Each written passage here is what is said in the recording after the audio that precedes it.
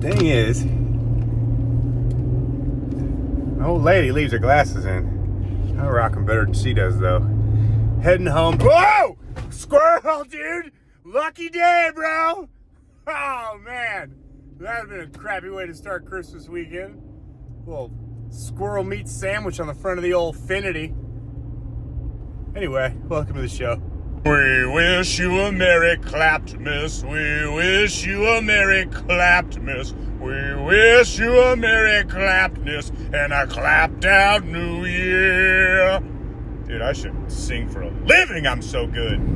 I am homeward bound.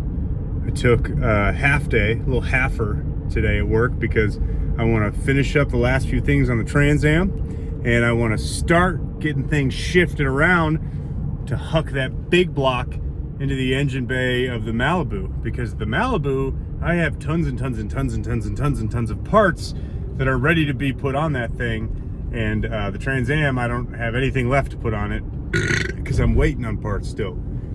So this is also what we call the old ADD roulette. And before you're like, dude, stop knocking people with the ad, I have it, dude. I was born and bred with it. Not bred. I hope my ancestors weren't like, what if they were? What if the ancestors of days of yore were like, hey, you see that kid just fiddling around the entire time? He can't keep his focus. Get the girl that also does the same thing, and let's just breed a bunch of them. And let's just infect the human race with squirrel, ball, sky, water. I don't know why I'd say water. Sink, pool. Pools are nice. I like a good pool. Go for a dip, a little skippity dip top. See what that wasn't even me trying to be ADD. It's just who I am. Suckers. Or am I the sucker? What were we talking about? That's right. We're talking about finish line stuff. What's left on this thing to get it done? Less engine control. So I'll show you exactly what I have left. I have a transmission pan that I need to drill and tap for a temp sensor. And I have spark plugs, a catch can kit, and then a 150 PSI oil pressure sensor that I need to install.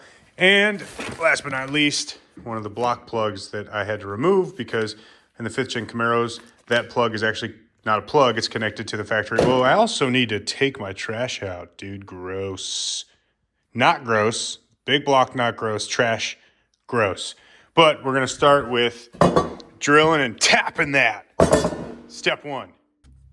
Right, step one is to purchase a transmission pan. I went with a cast aluminum deep sump pan. If you want, you can order the stamped steel versions of these. They usually are stamped with the same style ribs, but they say something stupid like TH400, not for the faint of heart. And every dick and their brother named George is parked at the Cars and Coffee just waiting to show out. Check out my sick Pontiac Tempest with TH400. Anyway, so cast aluminum works great. And you're going to want to drill and tap it for your sensor.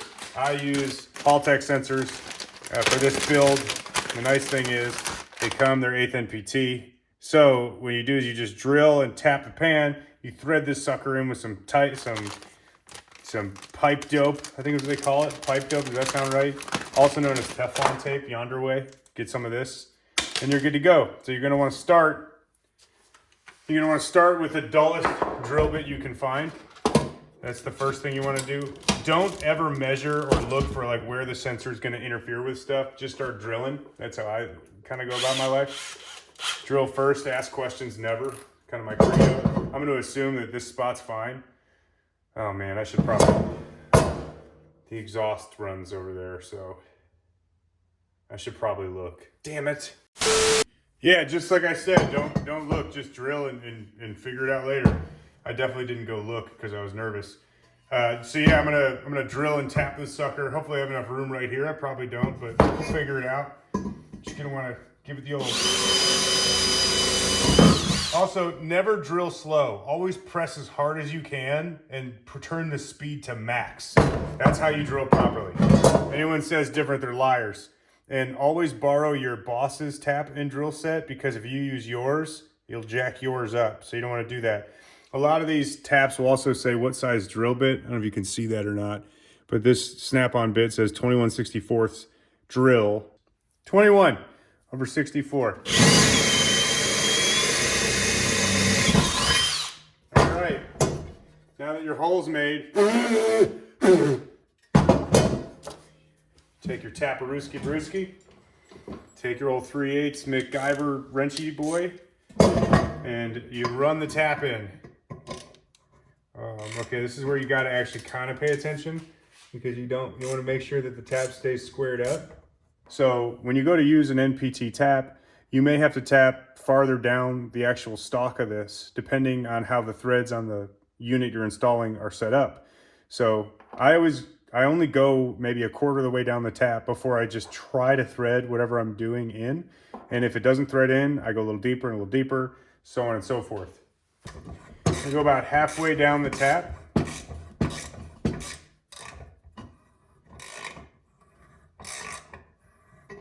Blow out.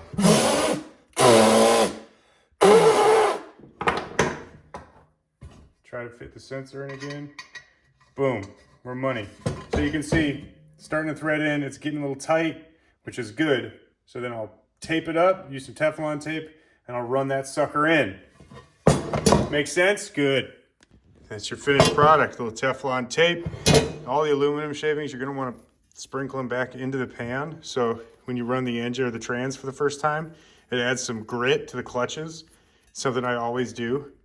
So whoever, man, I hope people don't take this serious and then I sell the car and they're like, I know why the trans blew up, you dick. It's not, here, it was a joke. Look, it was a joke. It was a joke.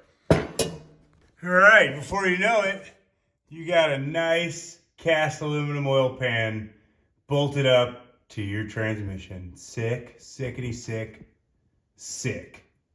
And my favorite part, crossing something off the list. Well, two things off the list. All right, now we have a bunch left, but we'll take out the easy stuff first. This is that coolant plug that I was talking about earlier. ICT Billet sells it. I'm sure there's an OEM part number.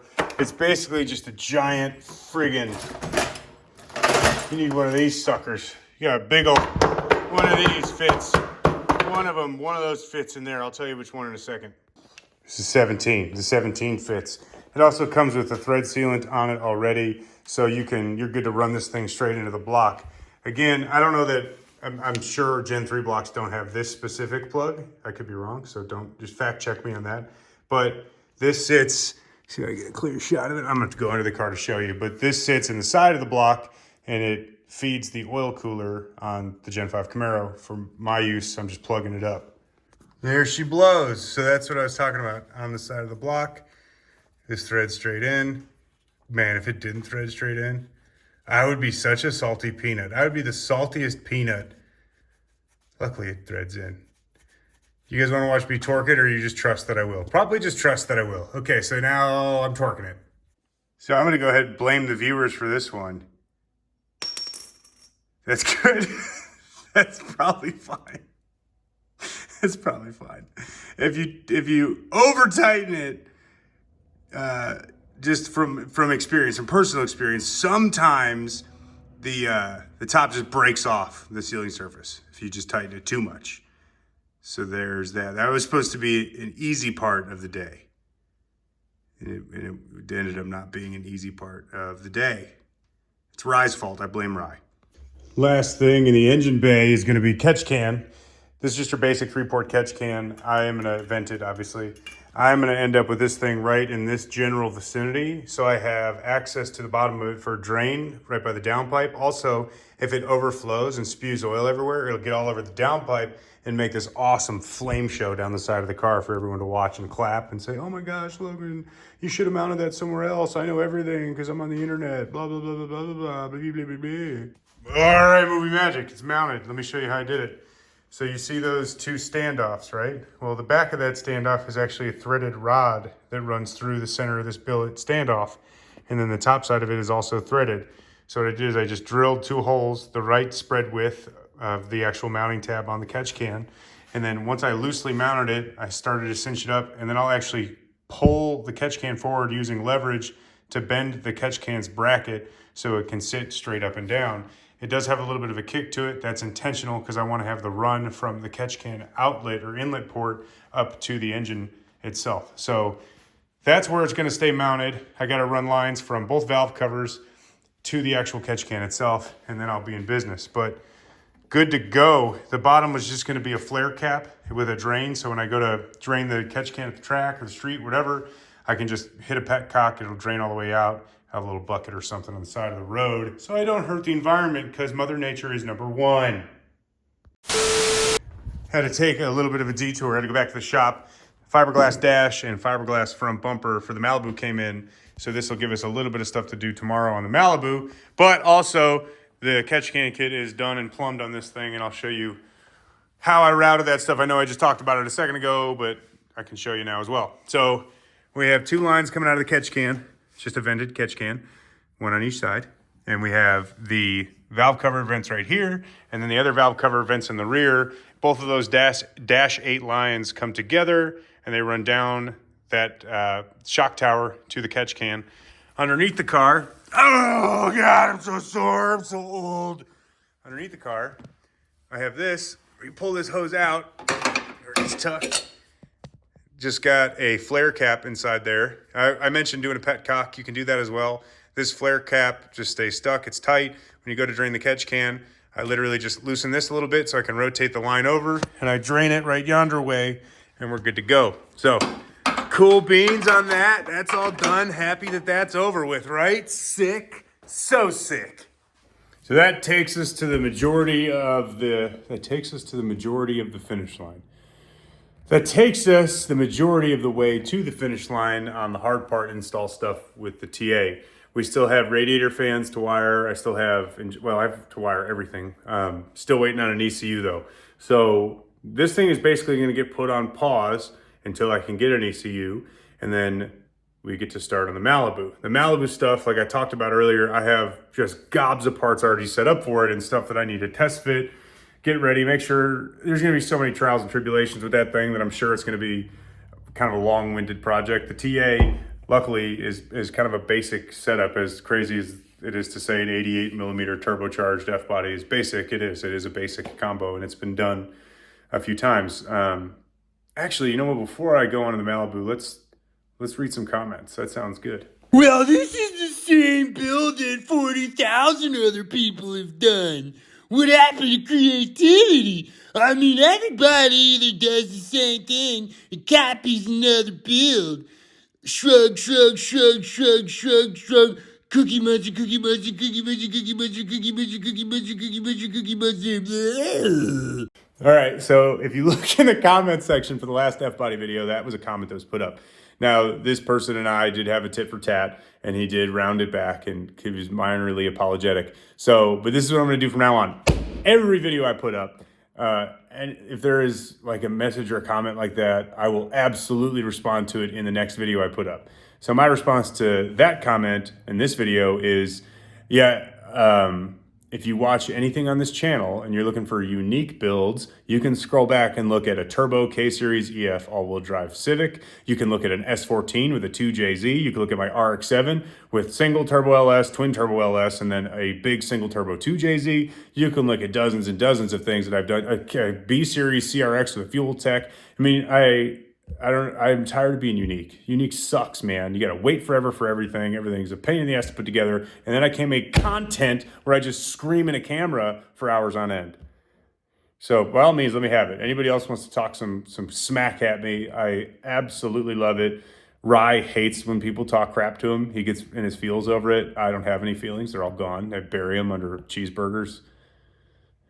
Basically just cheeseburgers. Anyway, thank you guys for tuning in. Tomorrow we're going to jump on the Malibu. Hopefully I'll have some content for you on that front. For the time being now, suck my nipples. See you later. Peace. 40,000 people. So many people build turbo F-bodies. You're not unique. No one likes you. This is why Dad left.